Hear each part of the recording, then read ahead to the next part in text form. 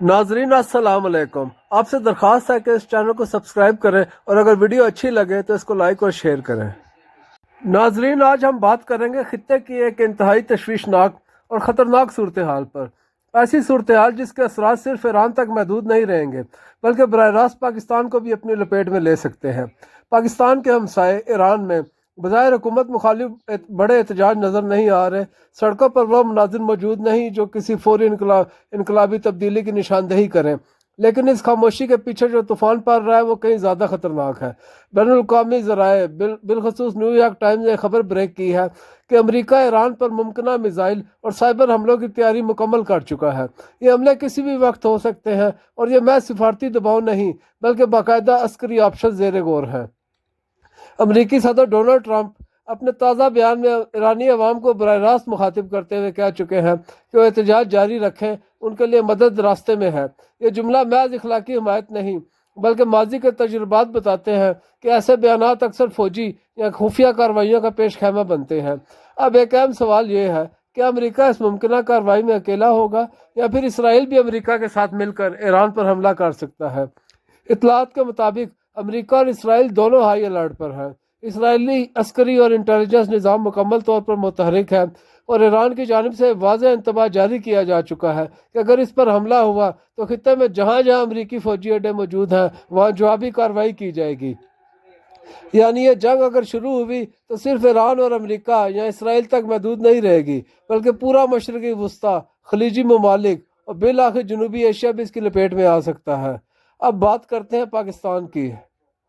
पाकिस्तान इस सूरत हाल को बड़ी करीब से देख रहा है।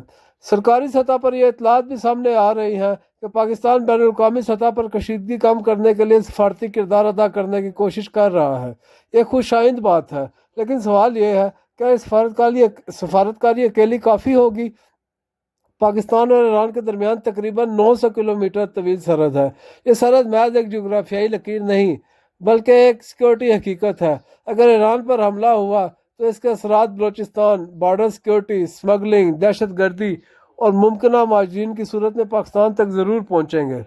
इसका बराह रास्त असर तेल की कीमतों, तजारती रास्तों और पाकिस्तान की पहले से कमज़ोर मैशत पर पड़ेगा। और यहाँ हम पाकिस्तान के अंदरूनी हालात की तरफ आते हैं।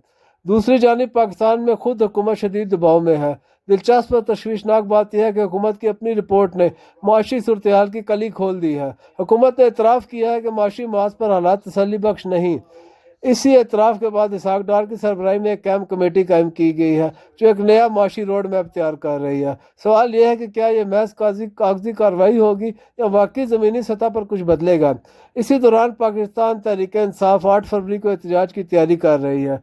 सियासी दर्जा हरारत पहले ही बुलंद है और हुकूमत और अपोजिशन के दरमियान तसादुम का खदशा मुसलसल बढ़ रहा है।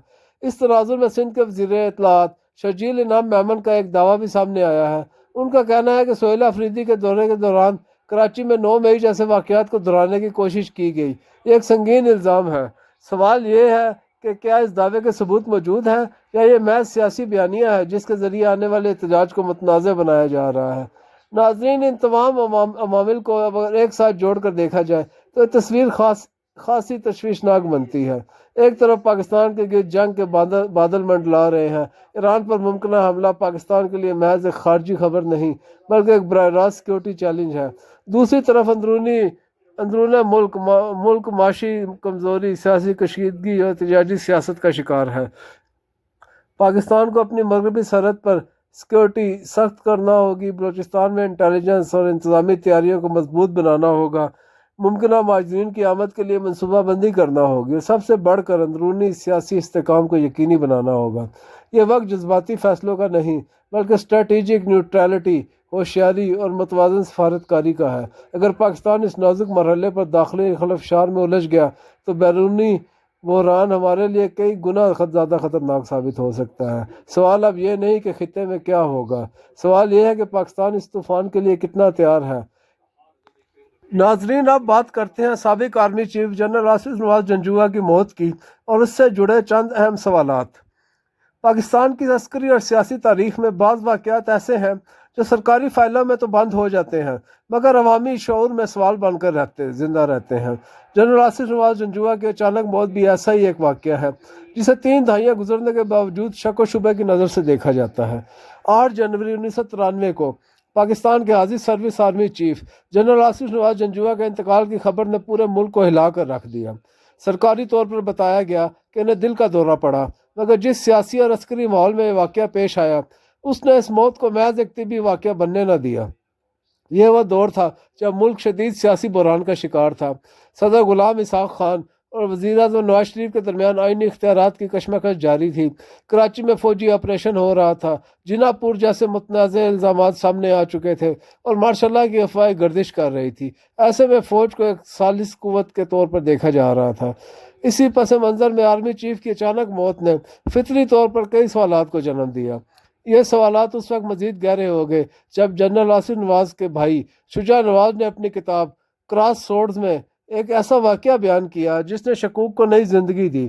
ان کے مطابق آرمی ہاؤس میں تعزیت کے دوران ایک معلوم شخص نے ان کے کان میں سرگوشی کی، جنرل صاحب کو قتل کیا گیا ہے۔ اگرچہ اس وقت اس بات کو نظر انداز کر دیا گیا مگر بعد کے واقعات نے اس جملے کو بار بار دہرانے پر مجبور کیا۔ جنرل آصف نواز جنجوعہ 1991 میں ایک سویلین حکومت کے تحت آرمی چیف بنے۔ وہ واضح طور پر فوج کو سیاست سے دور رکھنا چاہتے تھے۔ اپنے پہلے حکم میں انہوں نے کہا مسلح افواج کا سیاسی معاملات سے کوئی تعلق نہیں ہونا چاہیے، لیکن عملی سیاست خود ان کے دروازے تک آ پہنچی۔ نواز شریف کے ساتھ ان کے تعلقات ابتدائی سے پیچیدہ رہے۔